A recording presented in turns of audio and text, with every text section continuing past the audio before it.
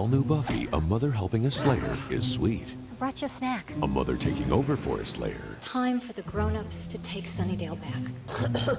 Sorry, fun. puts the world in danger. He's getting away! Stay! An all-new Buffy.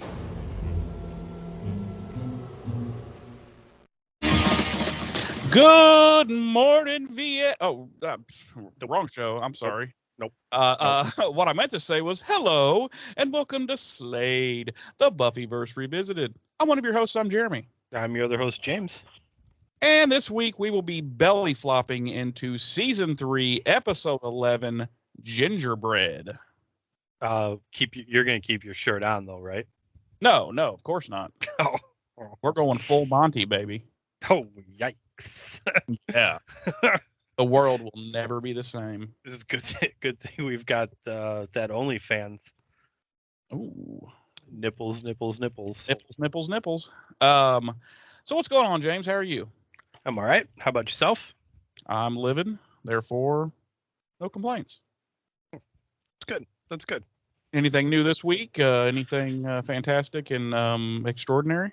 No, actually, no comments or anything left for us this week. In fact, I saw someone deleted comments from one of our videos. Yes, I was informed of this by said commenter, and something about that some of the things may have been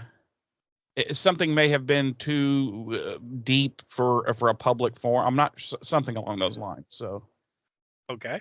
yes, I was informed of this, and so yeah, that explains that. So we're back to normal now. No one talking to us and everything. So just that everything's back the way it should be. All things balanced. Yes, we're as Thanos would say, and disdained. Wow. I hope we're not disdained. We always look forward to engage in deep conversation in public forums. Very deep. I mean, deep. Like balls deep. Like balls deep. So anyway, we should let the folks know that this is our final episode. Well, this is our final episode. We're never coming back. Good night and good luck, folks. Yes, it's our last episode before our mid-season 2-week hiatus. Yes, I was gonna dive into that when I did our dates and deets, but since you brought it up now, yes. This will be our last episode before our 2-week hiatus. Ironically, this would have been the first episode back from the mid-season hiatus of Buffy. Mm-hmm. But it will be our last episode before our mid-season hiatus.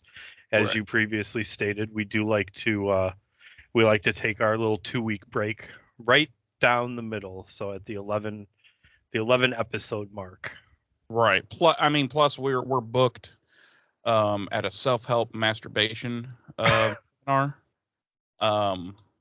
We can't miss that. So no, I'm giving a speech about self-encouragement, right, during masturbation, basically a JOI, right, and you're giving a physical demonstration, right. I have a panel showing how to properly tweak your nipples, right, while masturbating. It's proper masturbatory techniques with Jeremy. Right. Is the name of the panel. If anyone's going to be in attendance at the National Masturbation Conference, right, feel free to attend that panel. And also wear a poncho. I highly recommend wearing a poncho. It's like a Gallagher show in the front row. Oh, it's like a Gallagher show about 4 to 5 rows back. So, yeah, I would recommend that highly. What is wrong with us? I don't know. We have problems. That's all I can say. But yes, to try and get back on topic slightly, this is our last episode before the mid-season hiatus. We will be back with new episodes on April 3rd. Correct? Yes. Yes, and that will be season this, 3, episode 12, Helpless. Yes, because this I feel right about now.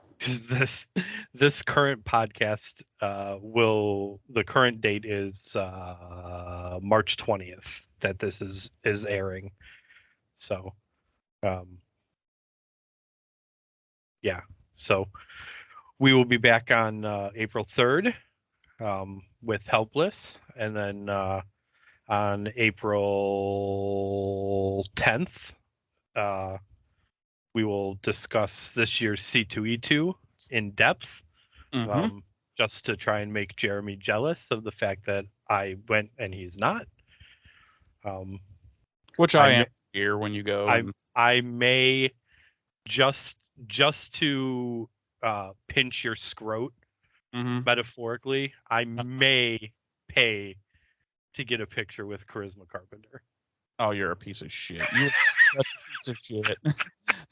I hope you die of every disease. Okay. I just want to get that out there right now.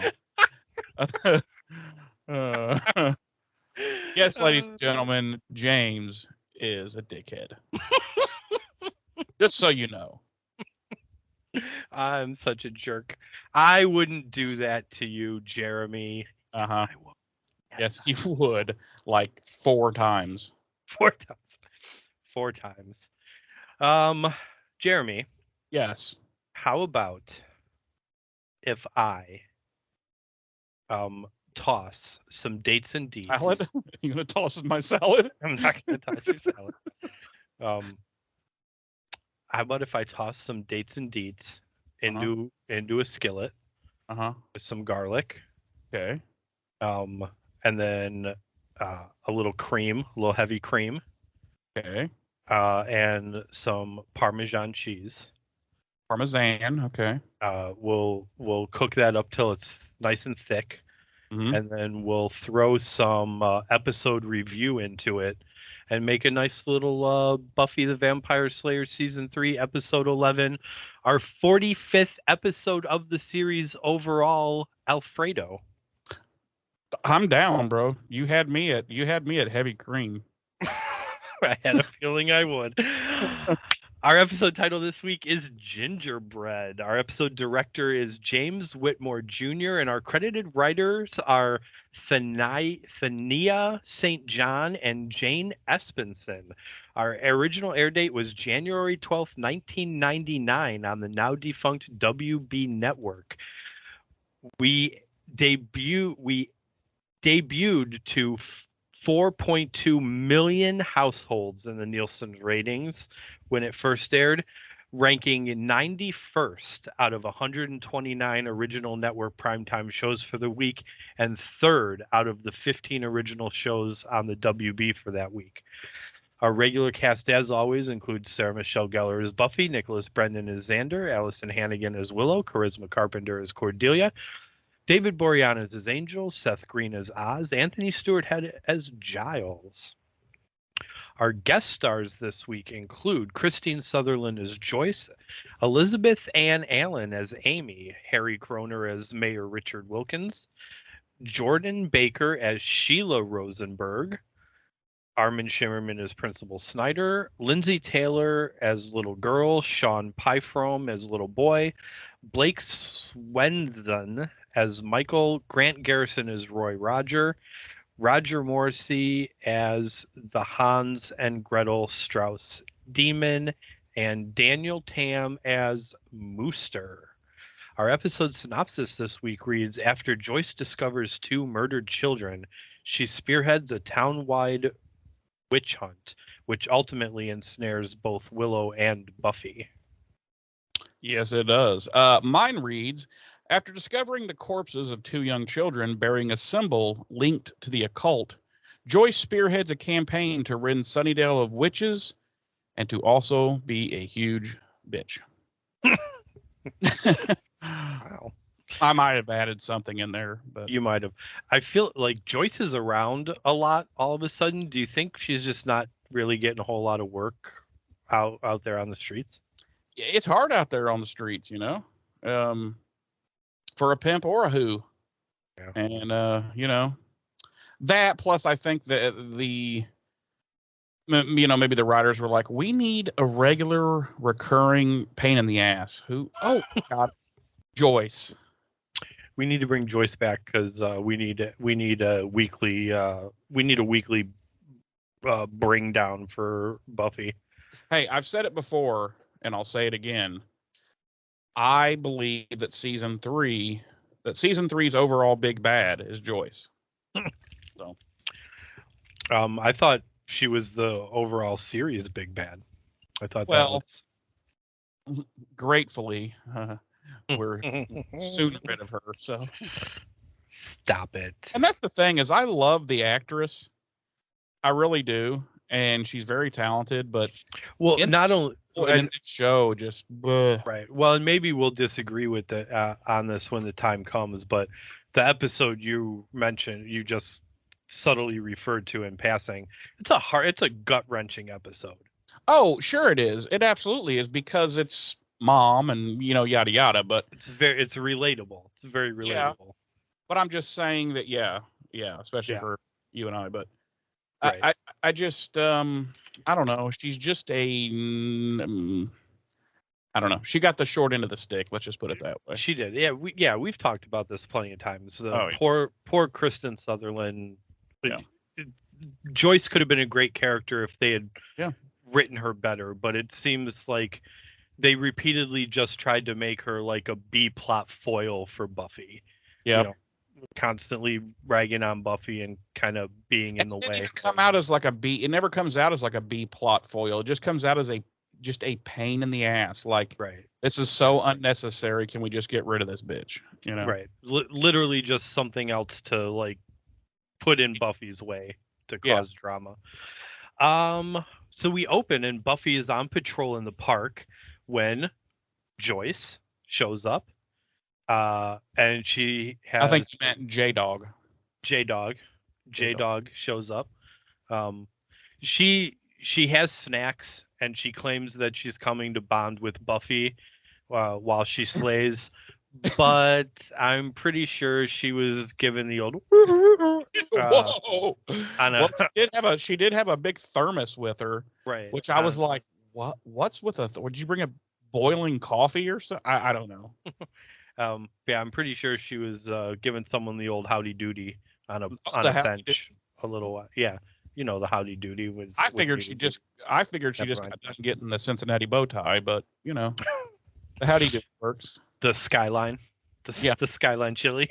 Yeah, the skyline chili. Woo! Okay, we're canceled again. We have been canceled every episode we've ever recorded. We've literally just alienated everyone in Ohio. Yeah, all two of them that listen to us. Yeah. And of course, they are interrupted by a vampire. Who, of course, Buffy fights while Joyce is, giving her a little encouragement. Yeah, at one point she yells out, "Kill him!" Yeah. Like, wow. Joyce recognizes him as Mr. Sanderson from the bank, which I thought was kind of funny. Yeah. He runs away and Buffy gives chase, telling Joyce to stay put. And not too long after Buffy has gone after Mr. Sanderson, Joyce stumbles across the dead bodies of a young boy and girl, and we see that they each have a strange symbol drawn on the palm of their hands, and that is our cold open. And the strange symbol is just a cartoon dick. It's a cartoon dick. Anyway, we come back. Now the park is swarmed with popos, and CSI is the new show. They're CSI, all the same. CSI Sunnydale. CSI Sunnydale. They're all over the scene, talking to. If we had known we were gonna make that joke, I would have told you to play a clip of the Who's Won't Get Fooled Again. Then we definitely get kicked off YouTube. Yeah, so the police are all there. There's, crime scene investigators. They're taking photos. They're talking to Mom and Buffy. And Joyce is just like, she's just wrecked by this. Like, okay, I don't want this to sound wrong, but you advocate for dead children. Yes, I advocate for dead. No, and I don't mean advocate as in like you're the voice of dead children. I mean you advocate for the murder of children. People should be murdering children. No, it's just it's gonna sound wrong, but she acts like this is the worst thing she's ever seen or could ever imagine. And yes, it's a couple of dead kids. It's horrible, but this is fucking Sunnydale. She has seen some fucked up shit, like really, and she's been directly involved with some fucked up shit, Yeah, I mean, I see what you're saying, but at the same time, I think for most people, like dead kids is like the epitome of fucked up shit. Yeah. No, yeah, I mean, that's why I hesitated to even say that, but I don't know, she's very, very, very, very wrecked by this, and Buffy's trying to calm her down and talk her down and everything, but she's just wrecked. And we cut to school the next day, and Buffy is all up in Giles' shit, like saying, you gotta, find out who did this and blah, blah, blah, blah, blah. These were little kids, and she's basically taking on Joyce's role, like this has got to be, she's like, you just got to point me in the direction of whoever the fuck did this. And then she says a thing where she's like, and maybe I can ignore the part of the Slayer rule where I don't kill humans. And fucking that takes Giles back, and he's like, whoa, slow the fuck down, fucking Adolf. We're not going around just fucking murdering people. And he, so he immediately fucking darts her, because he's like, the bitch is out of control. Right. And, and he tries to get a hold of Faith to like to take over Slayer duties for the next 38 minutes. Yeah. But of course Faith isn't around. Right. So who does he get a hold of? Tammy the Vampire Slayer. By the way, Tammy had a birthday. You remember? She turned 65, so she's now on Social Security. She is now. She's a member of AARP. And she is the oldest living Slayer. That's right. Even though she's only been a Slayer for like what season 1? Yeah, like 3 years maybe. But still, she got called late. So yeah, but I mean, hey, hats off to you, Tammy. Right, congratulations, and Tammy. Happy.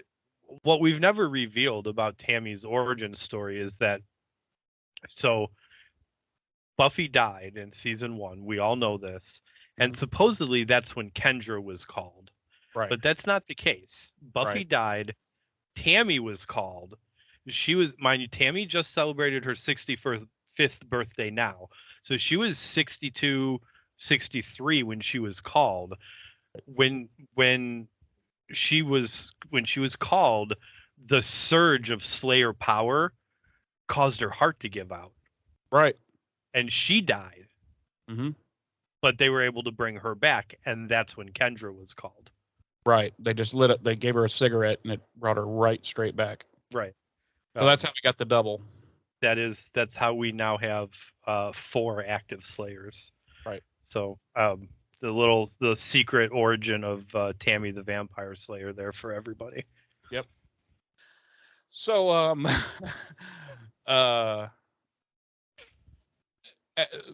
Giles mentions that he doesn't think this is an it that did this. He thinks this is more human-based crime, and he said it. The symbols like that, you're usually a sign of ritualistic murder. Right. Cartoon dicks are ritualistic. Right. And Buffy's like, someone with a soul did this. And I'm like, honey, if you only knew the shit people with souls do in this world, seriously. So yeah, she's super wanting to find who's responsible. Then we cut to Willow and Amy. Okay, let me set the stage here. Willow, well, it's actually Xander and Oz are in line at the in the cafeteria. Right. And Oz grabs a pretty good looking burrito. I was like, wow, our school burritos didn't look that fucking good. Right. And our school I broke marble flooring. I had to go get Chipotle after watching this episode because that burrito was doing something for me. Yep. Gave you a THO? Yeah. Yep. Yeah. So that's good. So anyway, Xander is awkwardly trying to make conversation with Oz, trying to obviously make amends, build a bridge, something. And Oz isn't like against it or anything. He's Oz. He doesn't really say much. And right. Xander keeps getting more awkward as they sit down. And Willow sits down. And Amy, okay, when Amy first sits down, I'm like, she looks so familiar. Who the fuck is that? And it took me a while, and I was like, oh, fuck, that's Amy. It's been like, what, 39 episodes since we saw her last? Yeah, it's been a while. She's got a whole different haircut, and it's all dark. She looks all goth now. Yeah. And so she sits down also, and I'm like, what? We're just going to just toss her in there, pretend like she's been there all this time? Suddenly Amy's a Scoob? Yeah, it kind of reminds me of, let me think. Tossing someone in and pretending like they've always been there. What is that? Don't go there yet. Okay. Don't go there yet. Yeah. So anyway, they're talking, and they bring up the fact that they all want to kill Buffy, that they're all in agreement to kill Buffy. And so they're like, yeah, let's do it. No. So they're talking, and Buffy, they're literally like, hey, you know what I was thinking the other day? How much better our lives were before Buffy showed up? Let's kill her. Let's kill her. And Amy's like, yeah, we'll do spells and shit to her. We'll do spells to her. Yeah, right. Yes, we will throw spells at her. Right. Like all day. Throw spells at her. It's like spell. And then something's going to stick, you would think. So Buffy shows up, and they're talking. She's filling them in on this whole child murder thing. And Joyce shows up behind Buffy there in the cafeteria. And they're all kind of a little bit surprised, but I'm sitting there like, what the fuck is she doing here? Like, it never really pays off. I'm like, okay, she must be there to, I don't know, talk to Snyder or Principal Snyder, or fuck, I don't know, do something with the PTA. But it's just, she literally just showed up to Buffy's school to tell Buffy of how fucked up she still is about this whole thing. And so they go out into the hall because Buffy's like, we shouldn't be fucking talking about this shit out here in front of everybody, Literally the first fucking time in 45 episodes they've ever been concerned about talking about shit in front of other people. Yeah. So they go out and they talk in the hall, and then Mama informs Buffy that she's basically called everyone she knows in town to tell them about the murders and to get other residents together to have a vigil at City Hall that night. And Buffy's like, okay, I guess. I mean, it's kind of weird, but by the way, why'd you have to come to school and tell me that? Why couldn't you tell me all this shit when I came home tonight? Because we never get a payoff as to why the fuck Joyce decided to come to Buffy's school in the middle of the school day. It just seemed odd and out of place to me. Well, I like you. I kind of just wrote it off as she was there to talk to Snyder. Yeah, but I mean, they could have just give her one line to say, like, she could have just said, "Oh, hey, Buffy, I'm here to fucking make some paper mache with the PTA, or I'm here to, bitch out Snyder or something." But Listen, it's never done. listen, Jeremy. The scene was already taken up with dialogue about Xander insisting he wasn't with Willow. Right. And when Oz said that about the burrito. And talk about Buffy's birthday. Yeah. So there was no time for. Yeah, I did forget to mention that they said that Buffy's birthday was coming up, and Xander wanted to discuss what to do, but right. Yeah. So we finally have a topic that's not awkward. The dialogue was already full. There was just no room for finding out exactly why Joyce is there. Yeah, so instead we have this weird, it's like a weird overprotective mom moment who, like, this mom that goes to school with her kid every day, and like it's just weird, dude. Man, imagine how shit this show would be if Joyce was in every episode every day with Buffy at school. I would probably not have ever watched it. Like if they had decided that Joyce's like in order to involve Joyce more in things, they had made her like a teacher. Oh Jesus! At the school, I was thinking what would even be worse is if she was like part of the Scoobies and like she hangs out in the library all day with Giles, and he is constantly trying to figure out a way to kill himself to get away from her. She keeps foiling all of his suicide attempts, like accidentally. He's constantly trying to kill himself, and she accidentally foils it. Yeah. He just can't escape this weird woman.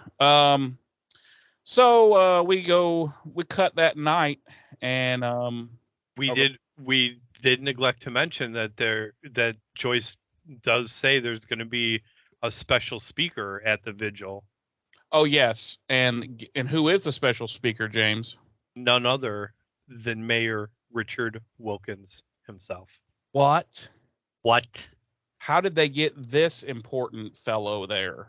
I don't know. I've lived in Streamwood here on the outskirts of Chicago practically my entire life. I couldn't even tell you what any of the mayors even look like. Ditto. I've lived in Indianapolis basically my entire life, and I couldn't tell you what any of our mayors look like because fuck them. I could point out the succession of Chicago mayors to you before I could ever tell you what one of Streamwood's mayors looked like. Yeah. Didn't Chicago's mayor just step down? She lost her bid for re-election, and now there's a runoff between two other people. Two other pieces of shit. Like it's gonna make any goddamn bit of difference. Exactly. Everyone thinks the problems go back to whoever's sitting in the mayor's office, and the issue. Well, never mind. We're not going to get into that. Yeah, it's best. We're not going to get into that. Yeah. So we cut to the vigil that night, and there's like 10,000 people there. I mean, there's a lot of fucking people. Like the entire town of Sunnydale, and possibly one or two counties beyond. Yeah, and there's a few crashers there. They're just crashing. They want to see some ghoulish pictures of dead kids or something. Right. It's like the entire population of Sunnydale, and then like East Los Angeles. Yeah. They've got all these posters made. That's got got pictures of the two kids, and it says "never again" on it. They've done a lot of fucking work quickly. Yes. So the mayor gives a speech, basically saying, this is a good town. Bad things happen to us, but we're still a good town, and blah blah blah blah blah, yada yada yada. And now he's going to turn it over to the woman who has set this all up, and that would be Joyce Summers. So she comes up and immediately says, Mr. Mayor, you're completely dead wrong. This isn't a good town. It's been taken over by monsters and slayers. She even says slayers. And I'm like, you mean slayer? There's one, and it's your daughter, you dumb bitch. Well, as far as she went, you know what I mean. I know she's including Faith because she knows Faith, but that's just an anomaly. But anyways, monsters, slayers, and fucking Buffy and Giles are in the crowd, and they're just like, shut the fuck up. What are you doing right now? And she's just spilling the fucking beans. And so she basically says that the citizens of Sunnydale need to take back their city, and they're going to do that. And they're like, everybody's like, yeah. How are we going to do that? And she's like, I don't know.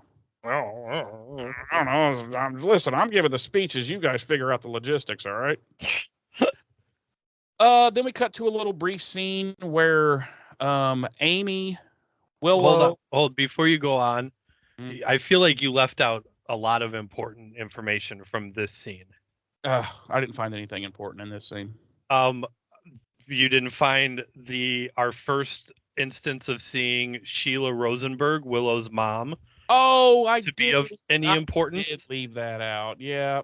And I believe we will see her one more time in the series? I think so. Yeah. I think it's one more time in the next 4 seasons. Right. But we never do meet her dad, do we? I don't think we ever see Ira Rosenberg. No. Ira, yeah, that's his name. But also to kind of tie into your, like, they did a lot of work awfully fast thing. Willow's mom, Sheila, says she came because she read about it in the paper. Yeah. What? Like, didn't you just organize this morning? That's kind of what I thought. But she read about it in the paper. Right.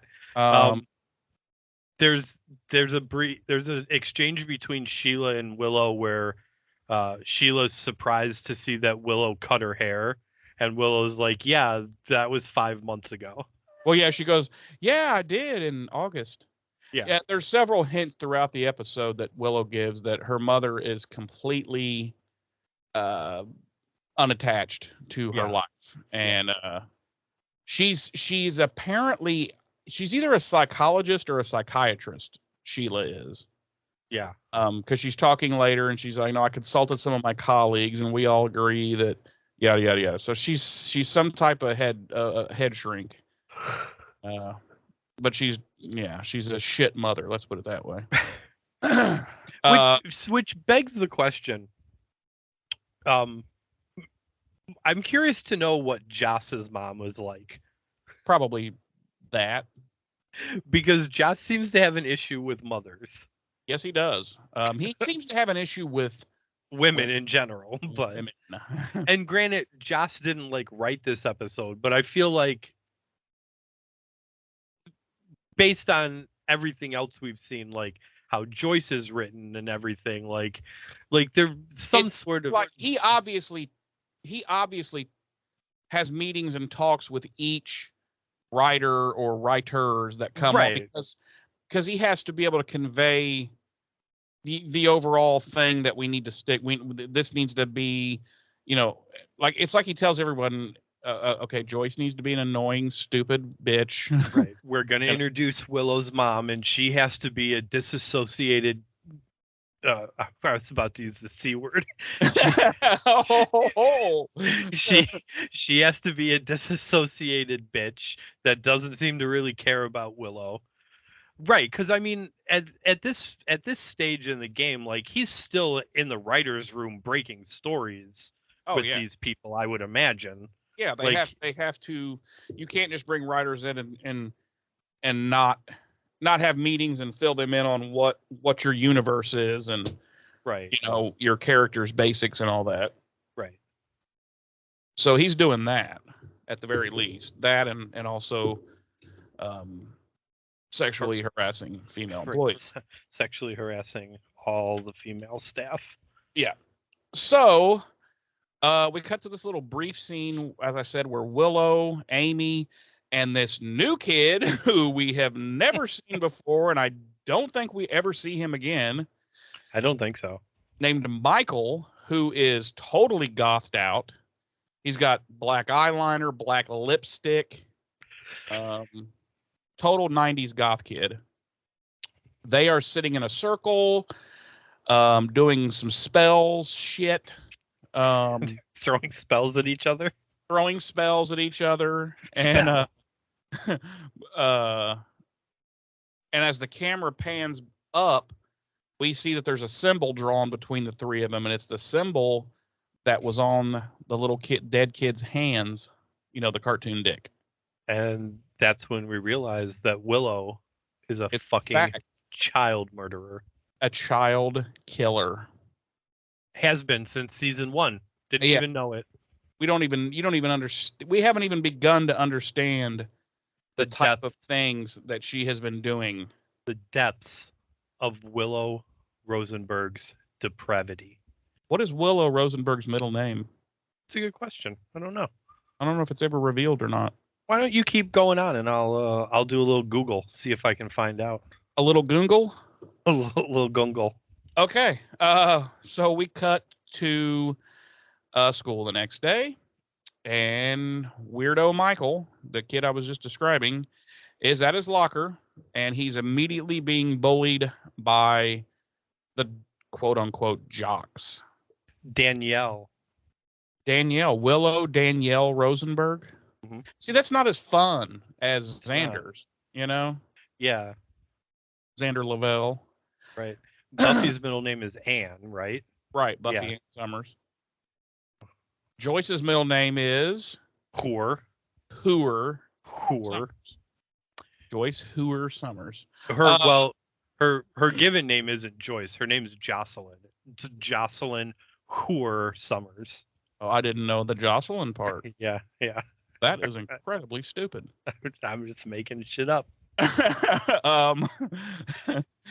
So yeah. I wonder what Joyce's maiden name was.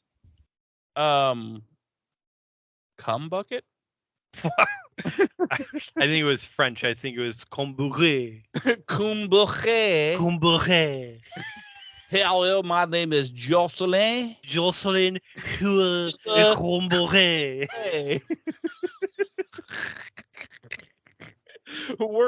We get canceled 8 times per episode.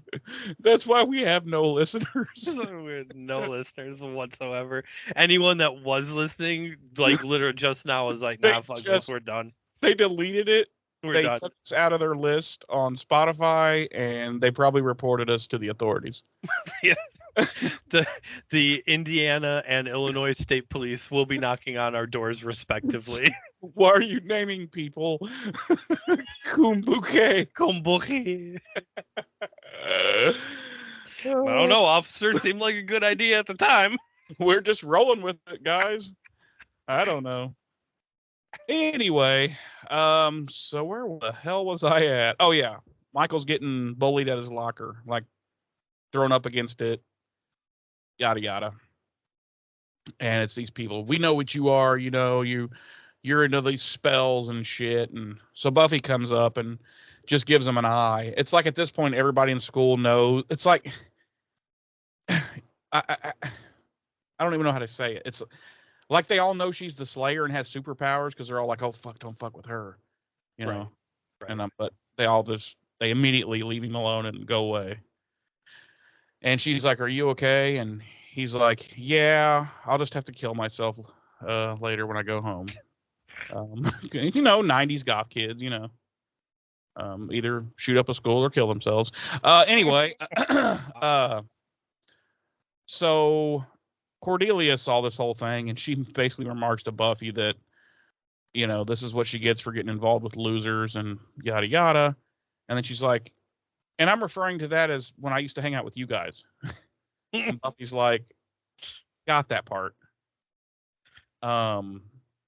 Buffy goes to find Willow because Giles is needing a certain book to research for this symbol.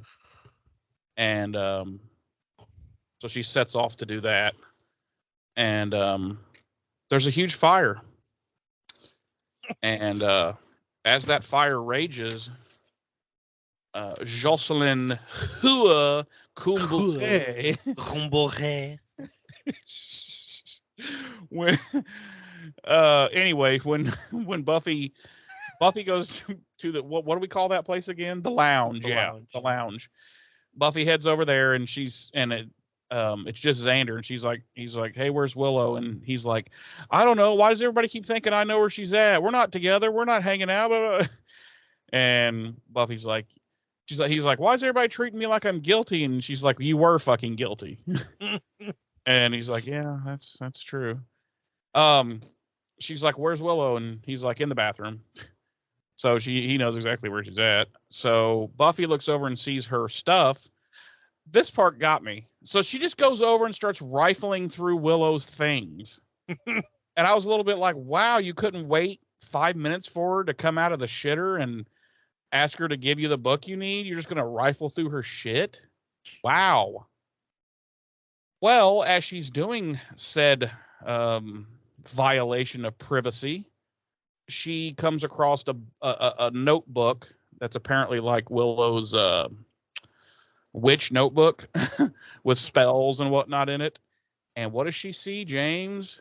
The symbol. The symbol of a cartoon dick. The cartoon dick, yes. Is Willow's witch journal anything like the sex journal you keep? Oh, no. No. The sex journal that I keep, first of all, is extremely old and hasn't been updated in 25 years. Wait, what? I didn't say. Did I say that out loud? Ooh. I mean, it's so full, bro. Because you do the sex. I do the sex daily. So much. Yeah, so much. So she confronts Willow about this. She's like, what the fuck? This is the symbol that was on the dead kid's hands. And Willow's like, no. She's like, this is a benign symbol in witchcraft, and it's used for a lot of different things. And we were using it to cast a protection spell for you for your birthday. So that's what they were doing in that scene when they were sitting around together. She's like, but since I told you about it, that negates it. So happy birthday anyway. And then she fucking sucker punches Buffy right in the badge. So she drops down and gives her the Falcon punch, and Buffy immediately dies. It hits her so hard. Blunt force vaginal trauma. Blunt force cervical destruction, and she's now dead. And Willow's like, I am now the Slayer, and she takes her quickening. That's how it's done. that is how it's done. Let's see. So then all of a sudden there's a big ruckus and police and shit start pouring into the school, and it's basically Nazi Germany. They're opening all the lockers. They have dogs, shit. Or American Florida, circa right now. Or Texas. Or Texas. Or any other red state. Including my own, unfortunately. Principal Snyder is loving this. Oh, yeah. It's a douchebag. And they are looking for anything that is witchcraft or occult related. And anybody whose locker they're finding stuff in, they're taking them straight to hell. Yes, hell. They're actually killing them right there on the spot. It's like Vietnam. They're just going up, putting one right in the back of the head. Right in the back of the head. Yeah, like you're done. So obviously Amy and Willow and they're freaking because they got lots of witch things in their lockers. Xander's freaking out too, Jeremy, but not because of witch things. Why is he freaking out? Because he has Playboys in his locker. Of course he does. Which can I let's discuss this just briefly. Please. You recall what it was like to be a horny teenager? Yes. No, I've never been horny nor a teenager. Okay. Well, let's just pretend. I went straight to. You went straight from infant to old man? I went infant, toddler, child, and then straight into asexual old man. Oh, so did you have your prostate removed? Is that what it was? Yeah, it can't be stimulated anymore. So what do I care? So you're basically Varys from Game of Thrones. Never watched Game of Thrones. Oh my God. Every time we talk and you say something like that, it makes me cry on the inside. Sorry. After it finally ended, Game of Thrones, I was like, all right, I'm gonna give it a shot now. I'm gonna try. I have not been able to make it past the first 4 episodes of Game of Thrones before I'm like, I don't like it. I don't like. Okay. Well, in the interest of kindness, I'm going to let that go. It's just not my kind of nerd thing. I'm not really into yeah, that's fine. You know, like the Lord of the Rings. It's fine, I said. Not really into that either. Like, I know everybody's got their thing. I know. Right. I like tentacle porn. Whatever. Yeah. It's pornography in general. You like pornography in general. Okay, we're way off topic. Now let's go back to being horny teenagers. Yes. Did you ever think, hey, I want to bring my teenage masturbatorial kooky things to school with me? No. What are you going to do as I ever did? As a horny teenager, what are you going to sit around at biology class and read Playboys and spank it under the desk? I don't what know. the fuck? Anyway, This is Xander. Right. But this isn't exclusively like a job. Like this happens a lot in movies and television. Oh yeah. It's like I don't especially back then. You know? Like it's usually involves someone like bringing their dad's Playboy or whatever to like show their friend. Why would you show your friends that shit at school? Wait until after school. Right. Or something like that. You guys can have a circle jerk. Wait, what? Right. Am I speaking out loud again? Right. Exactly. Wait until after school when you and your friends can gather around and help each other rub one out. Or at the very least, you can play Ookie Cookie, and one of you guys get to be in the middle. You know what? Okay, sorry. I'm really sorry, guys. Where the hell did I leave off? Oh yeah, so who the fuck knows? Who the fuck knows at this point? So Willow escapes with Buffy's help. Buffy kind of takes some of her things. Willow cuts off. Buffy cuts out this way. They get away, but Willow gets hit, so she has to go to the Principal Snyder's office.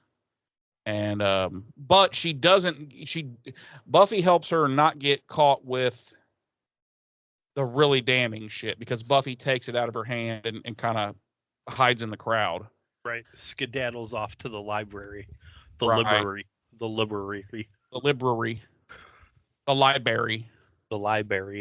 So, speaking of the library, we cut to the library at this point, and all Gestapo are in there. I was literally just gonna say the Gestapo are confiscating all of Giles's books. Like, and they're like, "What does this need to be in a public school library for?" And he's like, "Because I'm a watcher." Right. And they're like, "Oh." He's like, because I'm helping a 17-year-old high school girl wage war against the forces of darkness. Right. Hello. And they're like, well, okay, since you put it that way. And they just put everything back. Right. They put it all back. And they're very apologetic. They're like, we're sorry, we didn't know. Yeah. They're like, we had no idea, Mr. Giles. Right. Please go about your business, sir. And thank you for your service. Yeah. So none of that actually happened. They literally took all of his shit. And he not happy. Mm-mm. He's so mad. He big mad. Like if he was gamma if he was gamma irradiated, he would like turn into a big green rage monster right now. Yes. And they're just like, what the fuck? And Snyder is like, well, we're just following the orders of Moo. And Buffy's like, moo. And he's like, yeah, they're a new group, very powerful group. The mother's opposed to the occult. And Buffy's like, who came up with that stupid acronym? And Snyder's like, oh, you call her mother. And Buffy's like, fuck. Fuck. Fuck me. Whoa. And immediately Buffy kills Snyder. Snaps his neck. She can't take any more of his bullshit. So she just reaches out, just whoosh, done. Snyder is done. The cops, all the Gestapo cops who are taking all the books, they just watch him drop, and they're just like, "Fuck it, not our problem." Right. They stop. Yeah. Watch him fall to the ground, and then shrug and just keep going about their business. Like that's not why they're there. One of them, it's overwhelming. He throws up in his mouth, but then he swallows it back down. And he just keeps on about his day. I don't know what's wrong with us today. James, why don't you pick us up from there? So we cut to Willow's house, and it's on fire. And she finds her mom looking through all the shit that got pulled from her locker, and her mom says she understands Willow's need to identify with something. And yeah, you skipped a scene, by the way. Did I? Yeah. What? Where Buffy goes home to find the new founder of Moo. No, that I've got that next. Yeah, but that's not the actual order. Are you sure? Yeah, no. One of us is dead ass wrong. At least I'm honest. I don't know. All right. Well, I'll do the Buffy scene first then. I don't know. You could be right. Now you're making me question myself. But so Sheila's telling Willow that she understands her need to identify with something, but like she's being very bitchy about it, very patronizing. And Willow's all like, "But I am a real witch. I can do real spells." And the whole time I'm waiting for her just to do something. Like, right, like fucking do one. I can make pencils float and I can do this. And I'm like, just fucking do it. And then she can't be like, honey, you're stupid. I'm going to have to take you to a stupid place. Right.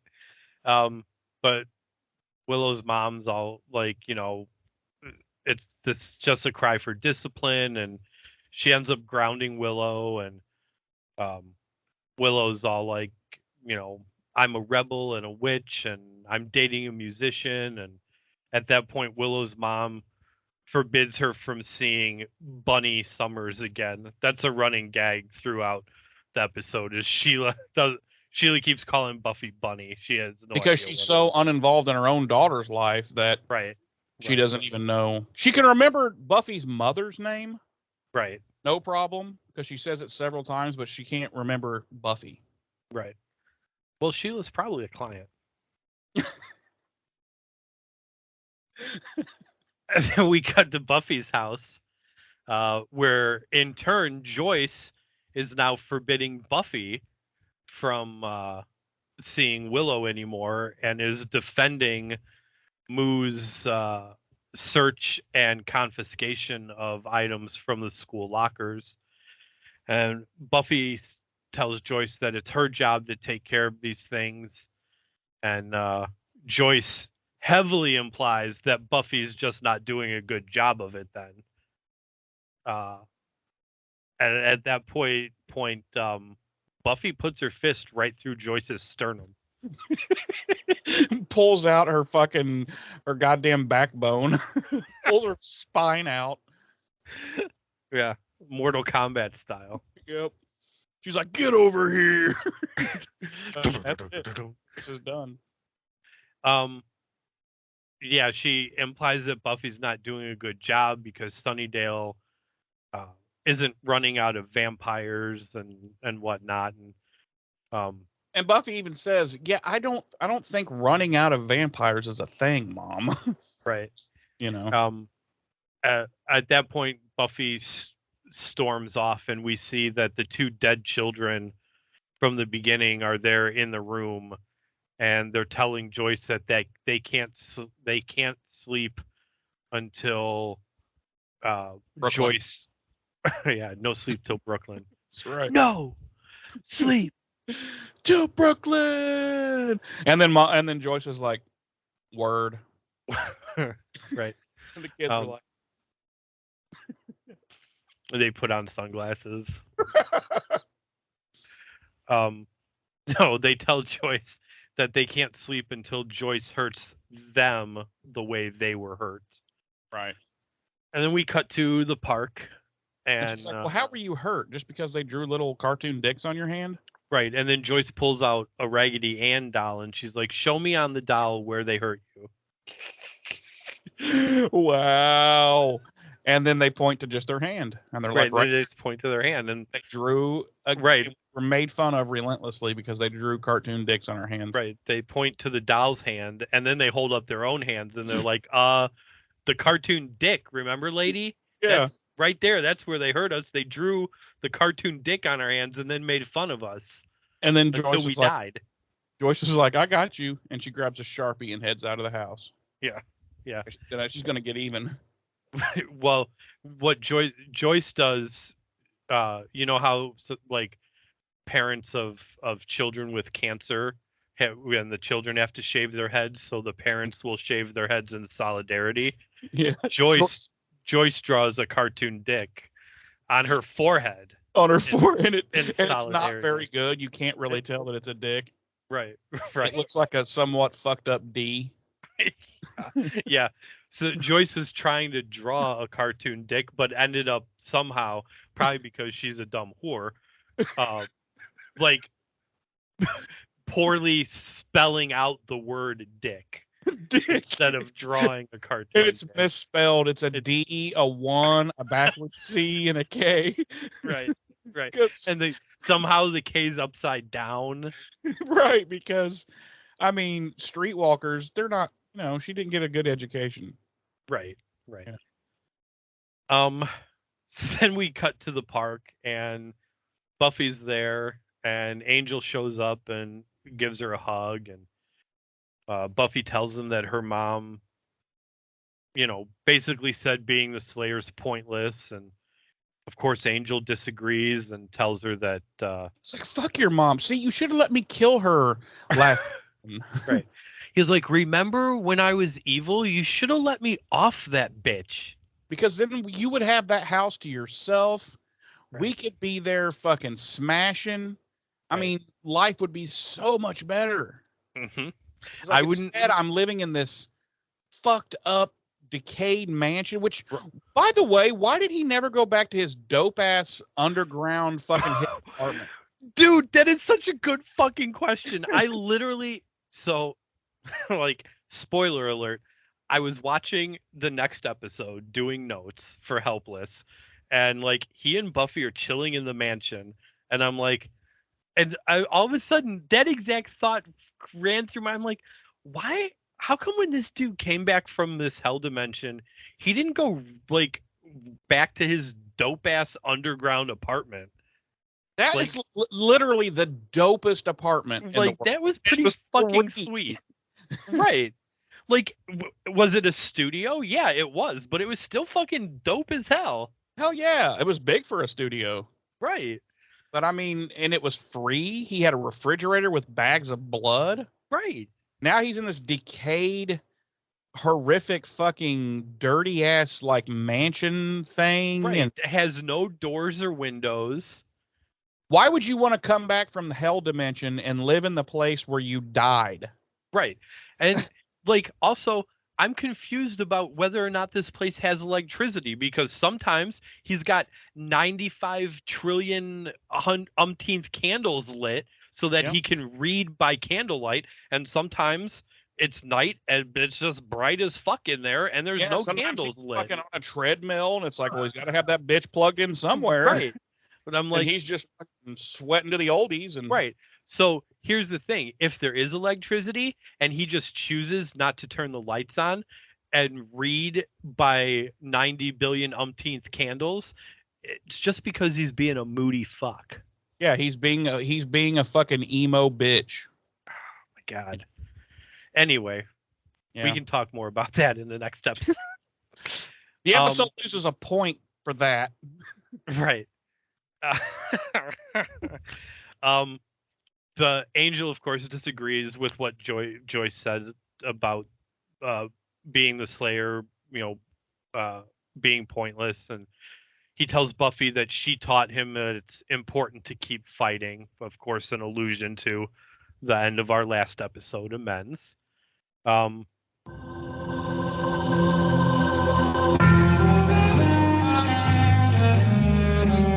I don't understand why this keeps happening. That was so poorly timed by me. It was time, yeah. Because I mean, we've already seen Angel in this episode once, haven't we? Or is this the first time we've seen him? No, this is the first time. This is the first time. Okay. Yeah.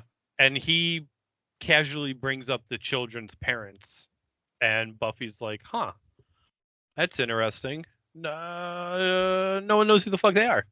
Yeah. We don't even know what their fucking names are. Yeah, no this yet. What? No one in Sunnydale at any time since these murders occurred thought to say, hey, we should reach out to their parents and see what they need. Apparently not. Or even, hey, what were their names? Right. Apparently not. Which, on one level, seems incredibly stupid. Like, come on, no one thought about that. On the other hand, it was at this point in the episode that I realized I, too, hadn't thought about the children's parents or even what their fucking names were. Well, you're equally stupid. Or I just don't care about two fucking dead kids. Oh! What? Well, I was the same. I never thought about it either. Right. It wasn't until this scene where I was like, huh. Yeah. Huh. I am an uncaring, selfish piece of shit. I like that. And then I had to turn the episode. I paused it because I had to do some self reflection, some introspective thinking, and I was like, "Is there something wrong with me?" Did you harm yourself? No. Okay. Okay. But I did come to the conclusion that there is something wrong with me. But then I came to the conclusion that I don't care. That's good. That's the way I go through life. Like, walking through a crowd, and sometimes I'll just slip out a small knife and just stab someone randomly. Walk, and I'm like, something's wrong with me. But I don't care. What the fuck? I mean, God damn it! Am I talking out loud again? Fuck! I meant to think that, not say it. Oh, wow. My bad. Go ahead. Well, at least now we know the answer to the decades-old random stabbings throughout the Indianapolis area. Yeah, that happened in the 70s before I was born.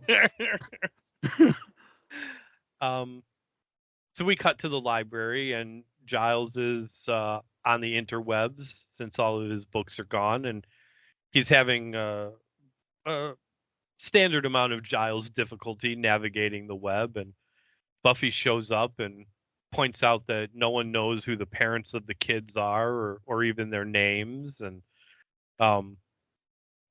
Oz proceeds to link Willow oh God, does this annoy me? On her computer to the school computer. He's like, well, she doesn't have to be able to, because Buffy says, well, we need Willow, but she's grounded and she can't even come to the phone.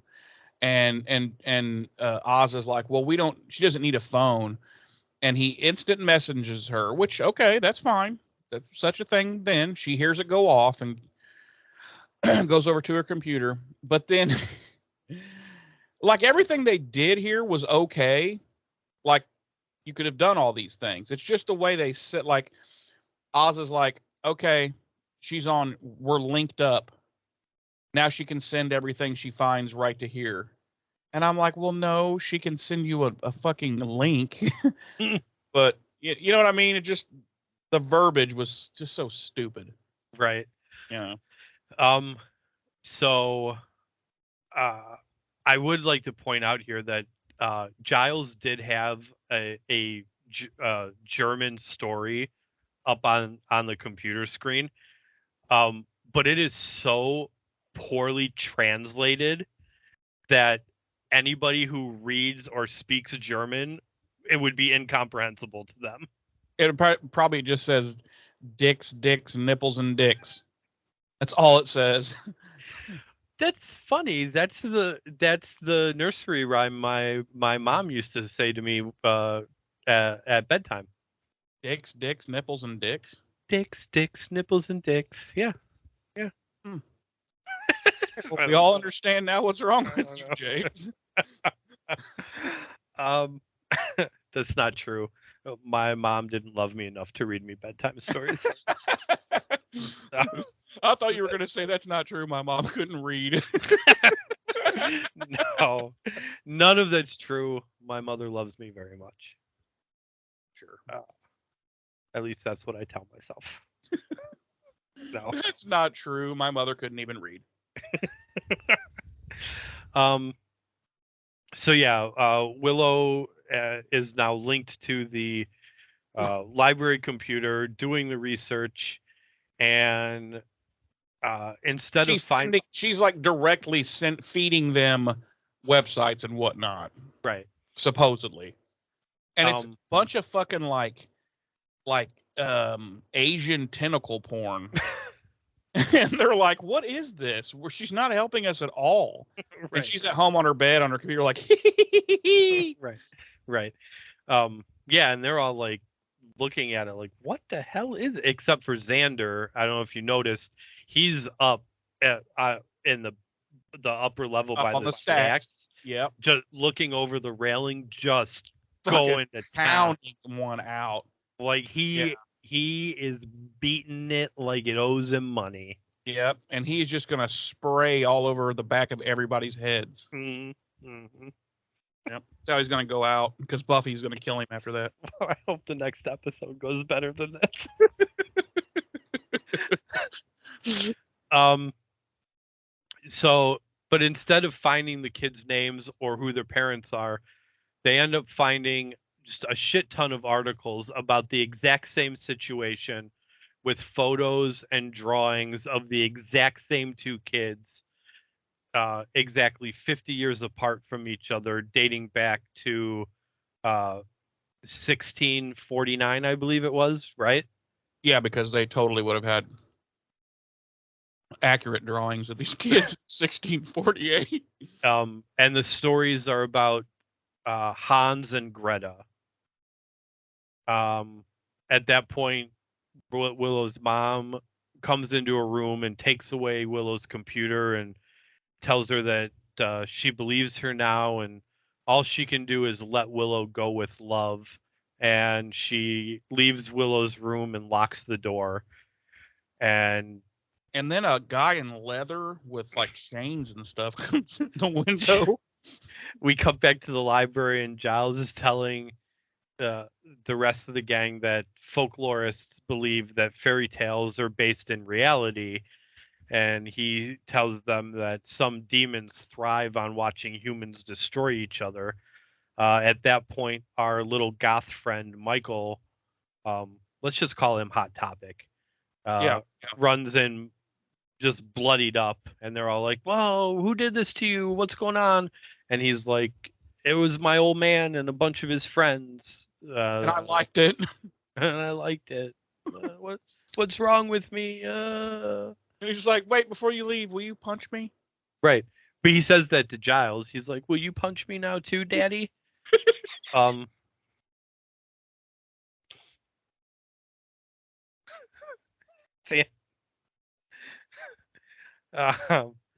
Yeah, Michael says his dad and some of his dad's friends attacked him and beat him up. At that point, Xander and Oz leave to go get Willow, and Giles and Buffy go to Buffy's house to let Joyce know about what they found in their research. Would you like me to keep going? Yes, please. Then we cut to back to Willow's room where Willow's mom, Sheila, shows up with a group of people, and they're all like, "It's time to go." And that's intercut with Buffy and Giles arriving at Buffy's house and telling Joyce what's going on. Joyce proceeds to knock Buffy out with chloroform, and two dudes attack Giles. Meanwhile, Xander and Oz. He just goes out. Giles just goes out like a bitch. He does. I mean, a total bitch. But I mean, he's taken so many blows to the head. And I love in the next episode, or in this in the next scene or two, how that is actually discussed. I was like, oh my God, me and him just had this discussion last week.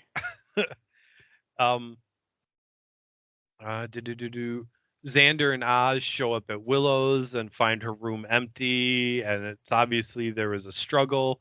And then we cut to City Hall, where we see Willow, Amy, and Buffy are all tied to stakes with piles of books surrounding them. He means actual like ribeye steaks. Yeah, ribeye steaks. Doesn't seem like it would be a big problem for three grown-ass women to get untied from some ribeye steaks, but whatever. It's a problem. They're struggling. Whatever, it's fine. Like, Buffy's the literal slayer. She could probably tear that steak in half with her bare hands. Yep. So she could just do Kegels to it probably and tear it in half. Wow. Just, that is a 17-year-old child.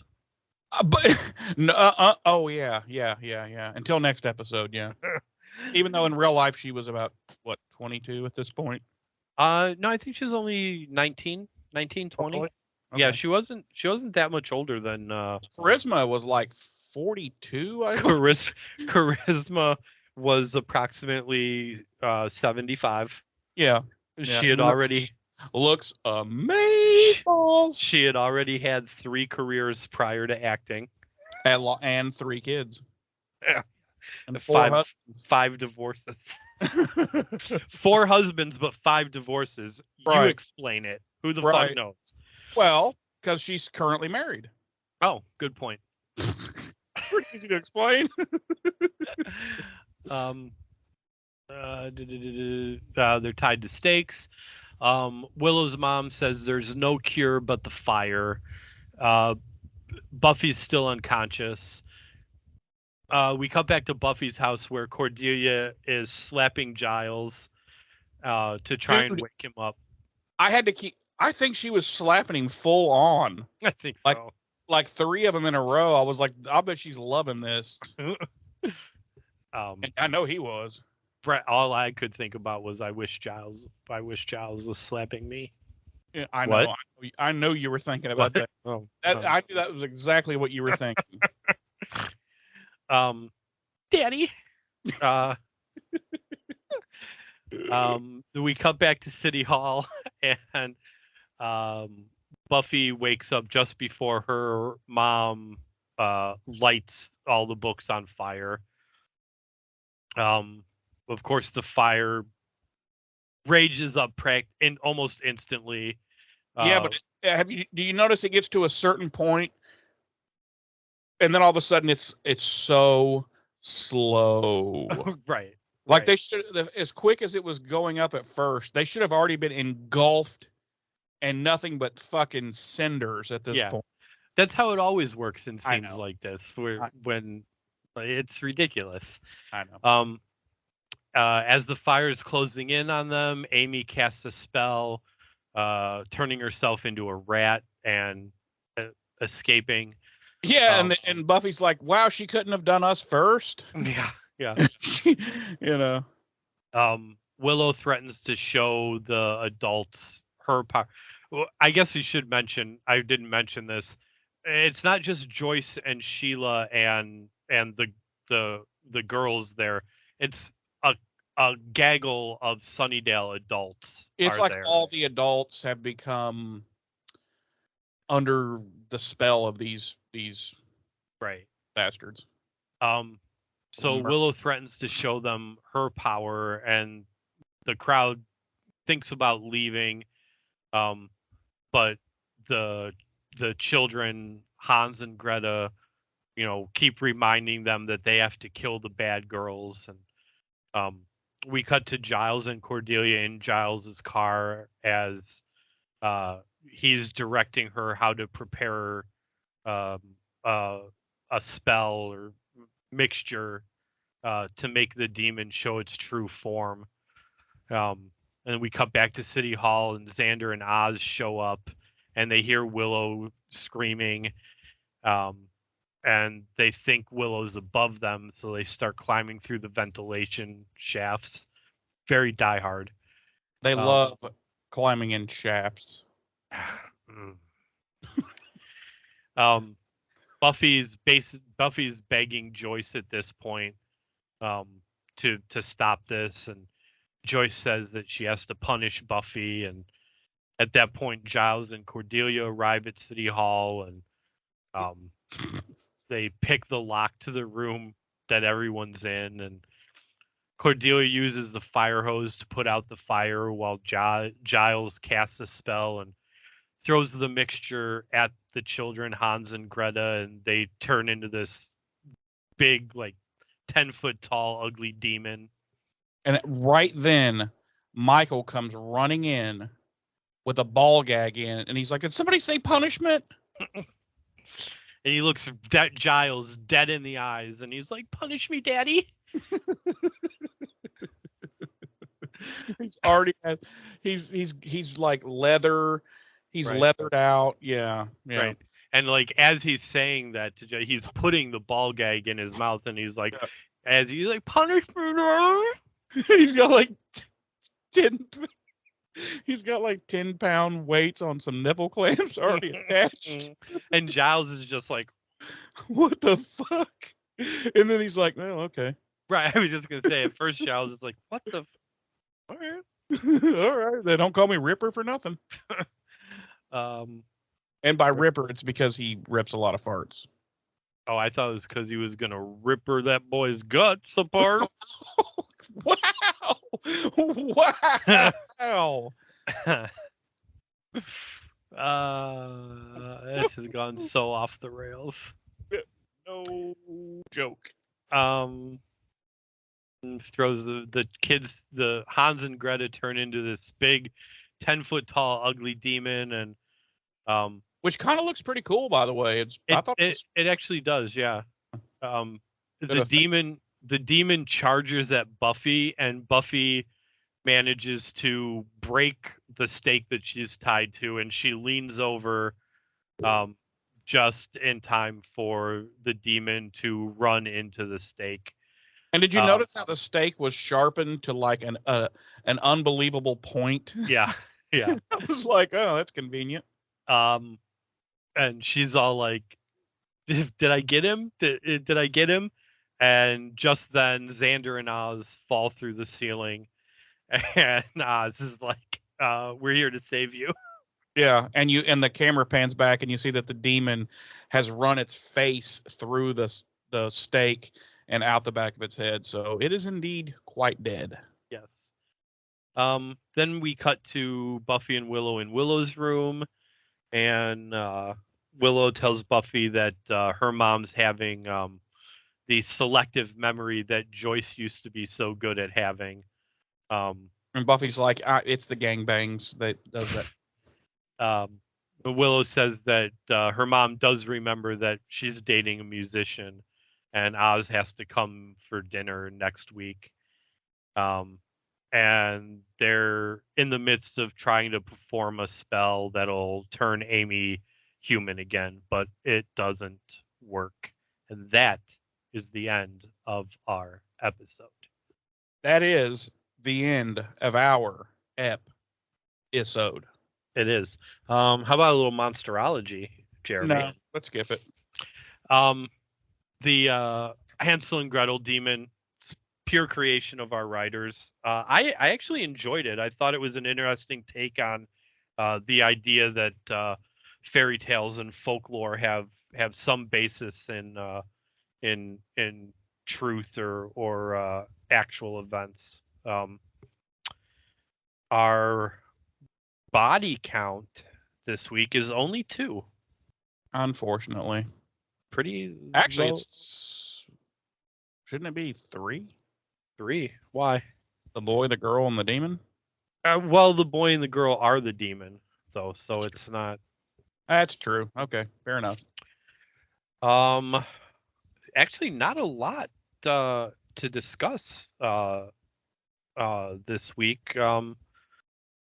Our music this week was just our original score as composed by Christoph. Johann Bach. Yeah, Christoph Beck. Jeremy. Yes, James. Yes. Why don't you give us your final thoughts and tell me how many angry mothers do you give this episode? Okay, let me start by saying this is not a bad episode. It's not. It is not a bad episode. It's not a great episode. It is also not a great episode. So I'm going to go 3.5. Okay. I'm going to give it a 3.5 because there's nothing egregiously wrong. Mm-hmm. It's kind of fun. It's a fun little episode. Kind of different.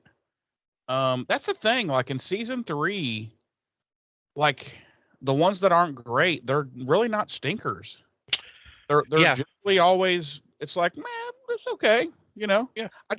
You don't finish watching it and say, oh God, I'd like to have that hour back. Right. Right. It was a fun little episode, and I loved the conversation where Cordelia was talking to Giles and saying, you know, how many times have you been knocked out, by the way? She was like, you have massive head trauma. And as you and I have discussed multiple times, I was like, yes, finally. The writers were like, we need to talk about this. That man has real fucking CTE. Yes. But yeah, fun little episode. Even the demon reveal at the end was pretty cool. Good practical effect there, makeup effects and stuff. And nothing really to dive into though deep. It was just a fun little episode, a little bottle episode, and it was what it was. James. Yes, sir. Give us your final thoughts, and also on a scale of 1 to 5, how many cartoon dicks do you give this episode? I'm gonna give this episode 3 cartoon dicks. Okay. Much like yourself, I don't think it's a great episode, but it's certainly not a bad episode. It's a fun little anonymous episode here, in the middle of the season. It's a good way to come back after mid-season hiatus. There's nothing, the stakes weren't high. It wasn't like a big event episode, which I think coming back from hiatus is usually the way to go. Like I said during the monsterology, I like the idea that the writers came up with this demon based off the idea that or the theory that fairy tales and folklore might have some basis in fact or actual events. Kind of play with that a little bit. But yeah, it's certainly nothing egregious about this episode. Honestly, as much as we rag on her, it was kind of, I don't want to say nice, but for lack of a better term, nice to see Joyce kind of take center stage in an episode. Yeah, even though they had to make her like even more annoying than normal. It's like, can't we just have an episode where we like her? Right. You know? But I think it gave Christine Sutherland much more to do than what she usually has to do. Which is so that was nice to see, her have a chance to kind of dig in a little bit. But yeah, it's I wouldn't put it on the must-see list. It's not something I would show people to get them into the show. But if I'm flipping through channels and It Buffy's on, it could definitely go on the hey, this is fun list. yeah. If I'm flipping through channels and Buffy's on and it's this episode, I'm probably gonna stick around and give it another watch. Especially So for all the the leather and punishing going on. yeah. So yeah, that's all I had to say about that. All right. Forrest. Do we did you already go through yeah, you went through everything. Okay. Yeah, I went through. Yeah, there wasn't a lot in Yeah. those other areas That now. this week. So James, yes, sir. briefly tell the folks at home or wherever they might be whilst listening to this award-winning podcast where they can reach us on the worldwide interwebs. That would be www. Oh, dot http:// Actually, it's the secure website, so it's https. Yes, yes. That And would yes, ladies and gentlemen, there was a time you actually did have to type that in. yeah. And James and I are from that era. Yes, we are. You don't even have to type in the www anymore. You don't even have to type. You can just tell your phone Google nipples, and it just finds shit for you. Just finds the nipples for you. Or you can just talk out loud, and your phone listens to you, and will then show you an ad for that later. Right. I love it. Yeah. I welcome our robot overlords. Yes, I do too. I'm going to marry them. We can be found at /nipples/butthole dot surfer .net. Napster.com. Right. No, we can be found at buffyrevisited.com, where you'll find links to our email address, which is buffyrevisited@gmail.com, links to our Facebook and to our YouTube. Our YouTube, of course, where you can watch the video version of the podcast, if that is how you prefer to take in your podcasts visually instead of what we mean by take in. If you prefer to take in your podcasts visually instead of auditorily. Instead of what? Rectally? Instead of rectally. If you prefer to see and hear us at the same time, check out the YouTube. Of course, you can leave us comments there as other people have in the past, and we will address those comments here and quite possibly on the YouTube comment section itself. You will also find a link to our Facebook, where we often post articles about the Buffyverse and or various actors and actresses there within. And cartoon dicks. And cartoon dicks, and occasionally pictures of our real penises. And our nipples. Of course, there you are constantly in Facebook jail. Of course, there you are also welcome to leave us comments on anything we post. To engage in discussion. You can also reach out to us on Facebook Messenger there. As always, we would love to hear from you and engage in discussion. Be careful what you post, though. It is public forum, as we heard at the beginning of this episode. We did have someone post something that they, in hindsight, thought might be a little bit too deep of a post for a public forum. So give that a little consideration when you're posting. But if you message us, you can send us pictures of your nipples. Oh my God! Don't solicit pictures from people. Don't. Hairy man nipples. Oh my God. Because that will go directly to James. Yeah. Because Jeremy doesn't look at any of that stuff, so I will be the one stuck looking at your nipples. So please send them in. Or anything else you send. If you do send them to me, I will post them all over the internet. I will repost them on Facebook. I will This put is how we them. get our content for our fucking OnlyFans. I will repost them on the Facebook for not only the podcast but my personal Facebook. Whoa! And Uh, OnlyFans.com/nipples. and then Jeremy will share them on his Facebook from my Facebook. So they will be spread out there for lots of people to see. And then I will include them. I will edit them into the video version of the podcast as well for everyone on YouTube to see. The exception, of course, is if you are a problematic redhead, feel free to, James would like to wife you up. send me whatever you want to send me. If you're You feel comfortable with. if you're a problematic redhead who is female. I would say. Wow, what a dick. I'm not. I'm sorry. I don't swing that way.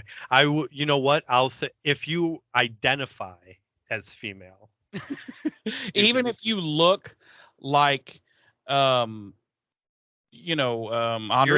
you're making this worse. I hope you know that. Even if you look like Andre the Giant, but you identify female, if you identify as a female problematic redhead, feel free to send me anything you want to send me, and we'll see where it goes from there. That's all I have on that note. Alrighty, well, this is James, completely. How did this even happen? I don't know. It happens every week. Not every week. I go into every episode saying we're gonna do this straight and we're gonna do it quick, and it never happens. That's how I approach sex too. I'm gonna do it straight and I'm gonna do it quick. But it never happens. Never happens. Yep. It usually ends up gay and slow. Very slow and very gay. What? I don't. Oh my God. All right. Sign us off, Jeremy. Please hurry, quick. Okay. Thank you, ladies and gentlemen, for joining us once again. We will be off for the next couple of weeks, and then we will be coming back. When we come back, we'll come back with season 3, episode 12, Helpless, and that will be. We will see April 3rd. Then. Yes, April 3rd, and we will see you all then. And until then, I've been one of your hosts. I'm Jeremy. I'm your other host, James. Ta-ta.